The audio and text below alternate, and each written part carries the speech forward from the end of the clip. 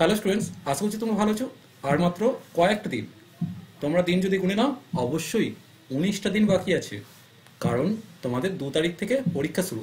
মনে করছে 2 তারিখ, অর্থাৎ ফেব্রুয়ারি মাসের 2 তারিখ থেকে তোমাদের পরীক্ষা শুরু।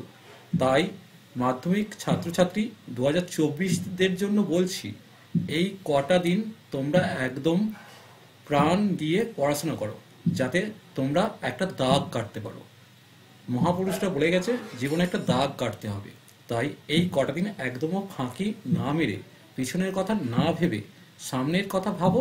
তোমরা শুধু পড়াশোনার দিকে লক্ষ্য রাখো, যাতে মাধ্যমিকে তোমরা একটা ভালো জায়গায় যেতে পারো। এর মধ্যে আশা করি তোমাদের কেউ হয়তো র্যাঙ্ক করবে।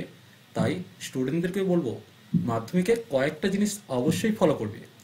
প্রথম কথা, কোশ্চেনগুলো ভালো করে পড়বে আর অ্যান্সারগুলো যথাযথ লেখার চেষ্টা করবে। পয়েন্ট ওয়াইজ উত্তর লিখবে, কোনো উল্টোপাল্টা লেখার দরকার নেই। টু দ্য পয়েন্ট অ্যান্সার করবে, তাহলেই দেখবে নম্বর তোমরা পাচ্ছ। আর কোশ্চেনের মধ্যে যদি পার্ট মার্কিং থাকে, অর্থাৎ 1, 2, 3 এভাবে যদি থাকে, তোমরা অবশ্যই সেখানে বুলেট চিহ্ন ইউজ করো।